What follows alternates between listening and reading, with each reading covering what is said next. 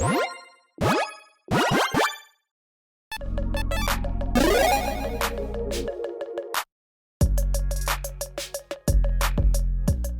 everyone, Mitch coming in from the Commander's Core Studio. Welcome to the show. So today's been an exciting spoiler season / leak season, and this episode's no different than that apparently.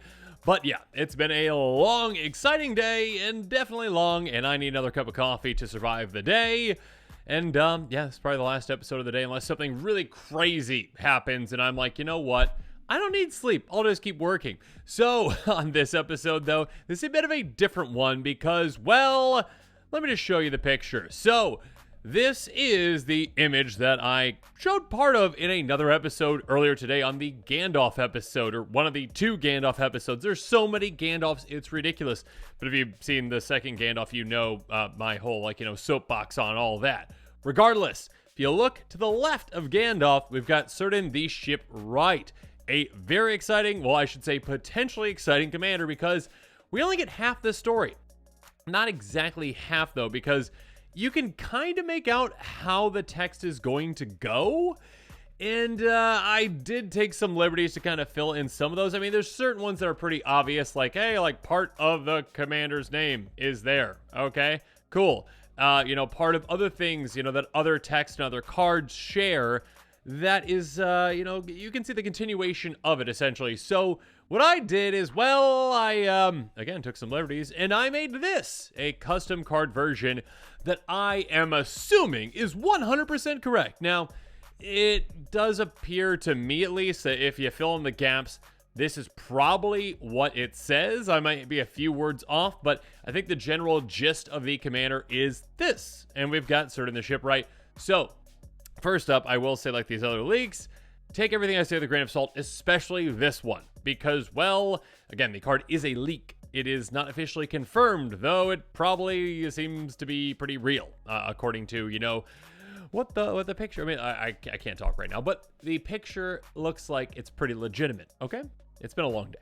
And so, also, again, take this with a grain of salt, because I am filling in certain gaps, and I might be wrong on those. Now, that being said, I've been right on certain things before with guessing, and I'm just going to assume I'm right on this one.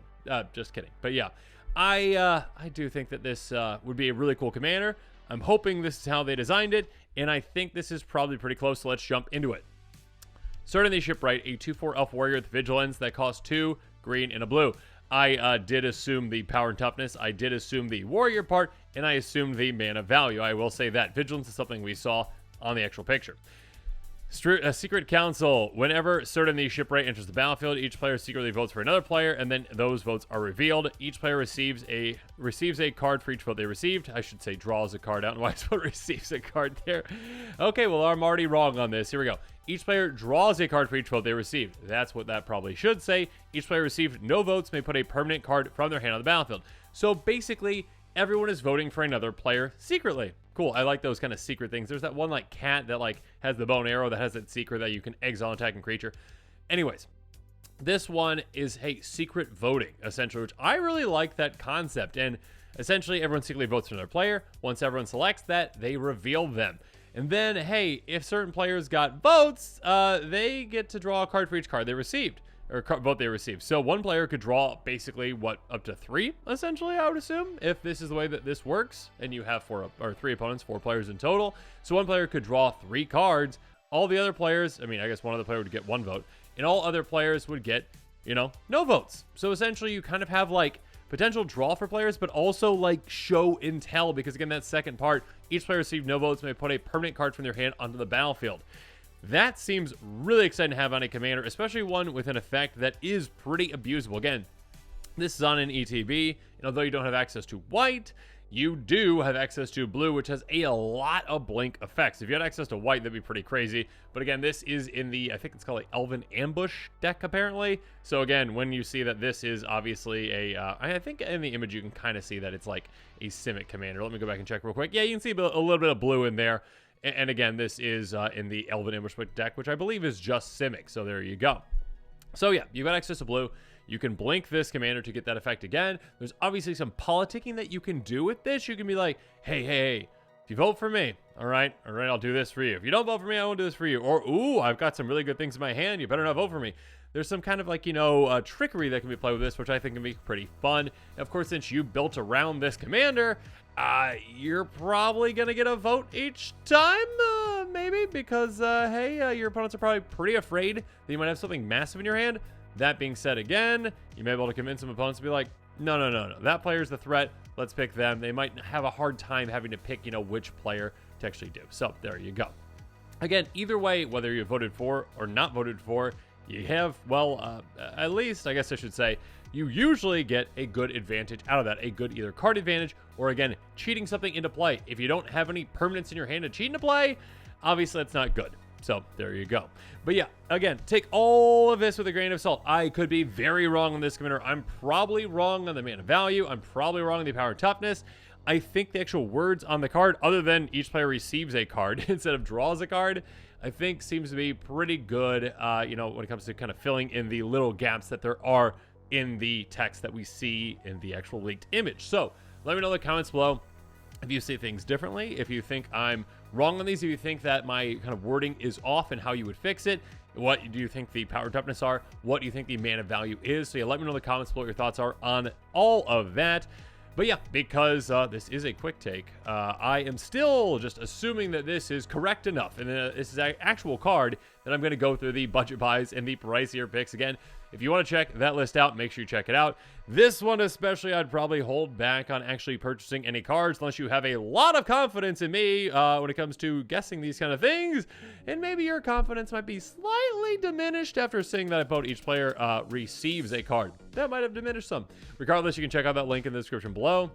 Again, the budget buys are going to be cards that are less than $1, cards within my budget. The pricier picks are going to be cards outside of my budget, cards that are more than $1. Let's start things off with those budget buys. Again, the cards that I can even consider because they're less than $1. So let's start things off with Illusion of Choice. This is the very first card that came to my mind, and one that comes to a lot of minds when it comes to a deck that involves voting.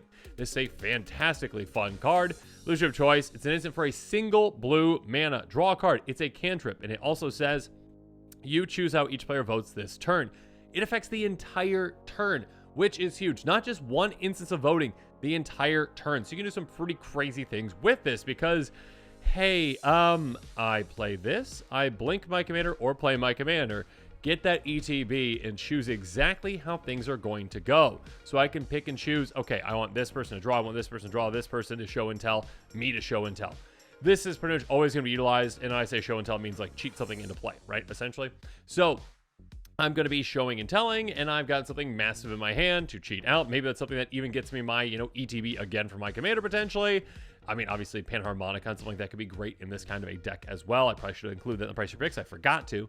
Regardless, cheating something into play, and then, maybe blinking your commander and doing it again. And then again, this applies to the entire turn. And for just 1 mana, it's a fantastic cantrip. A great card to consider for this commander. And one that might jump out of the $1 range, unfortunately, if this commander ends up being real. Because I don't know how many printings there are of this card. There can't be that many. Moving on, I did mention blink spells. Yeah, you're in blue. You've got access to a lot of great blink spells. Teferi's Time Twist is a great one. 2 mana, blink any target permanent you control. It comes back at the end step, and if it's a creature, it comes back with a counter on it. Cool. I mean, what really matters, again, though, is, hey, blink anything so you can protect them, or just, again, get an ETB. Use and abuse an ETB. How about a repeatable one, though, with Golden Argos? This one's a bit of a weird one, but pretty good. A 3/6 vehicle. Whenever it attacks, exile each creature to the crew this turn. Return to the battlefield, tapped under control, begin next end step. Crew 1. So basically, any creature, essentially, unless it has 0 power, can crew this. I assume our commander is going to have more than 0 power. I could be wrong on that. Regardless, hey, crew it, swing with this. You're going to try to swing this at someone that can't take it out or isn't willing to take it out, or maybe you can make a deal for them not to take it out. And then, yeah, get your commander's ETB again. Moving on, Delirium Primordial. Again, I mentioned, hey, big ETBs are fun. And when you can cheat things to play like a show and tell, yeah, this can be huge. A 5/5 flying avatar, ETBs for each opponent. Cast up to 1 target instant sorcery card from their graveyard without paying its mana cost, basically, and then exile it. Hey, you know what? You know what's fun? Cheating things out to play. You know what also is fun? Casting things for free, which is basically cheating as well. Especially when they're your opponent's things. So get your opponent's cards out of their graveyard, cast them for free.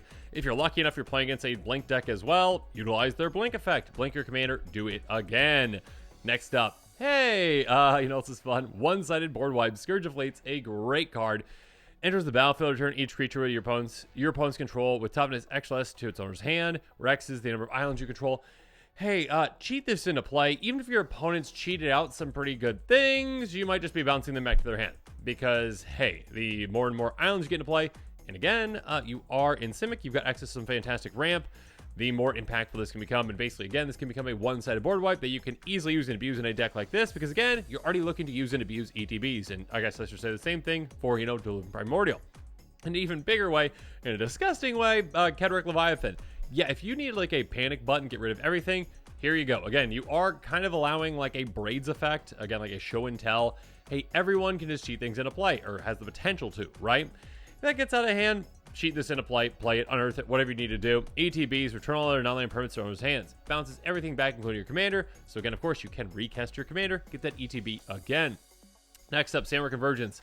A card that is fantastic. I love this card. Again, just an example of a really high mana value card that can be tricky to get out. I mean, tricky, I guess. It does cost a good amount of resources to get out, I should say. But again, when you can cheat into play, it just is so much better. Hey, Flyers can attack me. Nice. Or Planeswalkers I control, I guess, as well. And begin the end step, I get a 5/5. So essentially, I'm building this land army, and Flyers can't come get me. So yeah, there's some really big effects, even in, again, the budget buys, the less than $1. This is 16 cents. Thank you for that reprint. I love this card. Next up, Phyrexian Triniform. Also a great card that is budget. 9/9 Phyrexian Golem. When it dies, you get 3/3s. And also, you can encore this back out, which means that you get a token copy that's going to be attacking all players. And of course, it's going to die again and be sacrificing the turn. Then you get, what, 9 of them, essentially? 9 3/3s. So, yeah, this can be absolutely huge to cheat out into play. And then, of course, you can build up the mana for it when you need to get it out of your graveyard as well. And then the final budget buy, Thought Reflection, is one that I brought up on a lot of episodes recently in the past spoiler season. Seems like Wizard just keeps adding draw to commanders. So, there you go. Thought Reflection. Double up every single one of your draws. So, hey, your commander ETBs. Even if someone else picks you don't get to show and tell, at least you're getting double the value out of that. So this might actually discourage your opponents from actually, not letting you show and tell. But also, they probably know you built around this. Regardless, if you can cheat this into play, it's absolutely lovely. Moving on, though, let's talk about the pricier picks. Again, cards outside of my budget, but might be within yours. First up, we've got a sneaky way to actually get this ETB again. Sakashima of 1,000 Faces. You may have it into the battlefield as a copy of another creature you control, except Sakashima of 1,000 Faces has other abilities. The legend rule doesn't apply to permanents you control. So essentially, hey, I'd like a second copy of my commander. Great, cool. Now, obviously, you can actually clone this more and more and more, too, if you really want to go that direction. That's another way to really use and abuse that ETB from this commander. Next up, Essence Flux. Wizards reprinted. Please. Single mana blink spell, basically. It's fantastic. It's essentially Cloud Shift. If it's a Spirit you're blanking, cool, it gets a counter. That doesn't really matter ever for this card. I mean, for Spirit Tribal, sure. But pretty much ever, that never really matters. All that matters is a 1 mana blink spell. Get that ETB again. Displacer Kitten. I don't think this is ever going to be budget. Whenever you guys say non-creature spell, exile up to 1 target non-land permanent you control, then return that card to the battlefield under its own control. Essentially, hey, every single one of my non-creature spells is now just a blink spell as well. So we're going to be getting a lot of this ETB and do some pretty crazy things. Conjurer's Closet.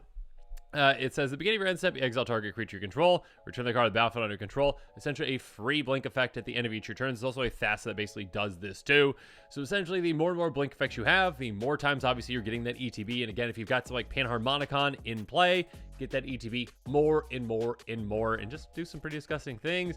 Speaking of disgusting, hey, Jedi Navigator. Yep, that's the thing. Pay 2 mana, essentially 1 in a blue.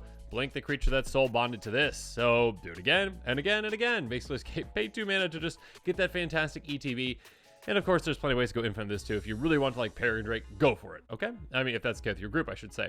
Moving on, Hullbreaker Horror. Yeah, there's some fantastically giant, scary things you can cheat to play at the price of your picks as well. 7, 8. Flash. A spell can't be countered. Whenever you cast a spell, choose up to 1. Return target spell you don't control to its owner's hand. Return target non-land permanent to its owner's hand.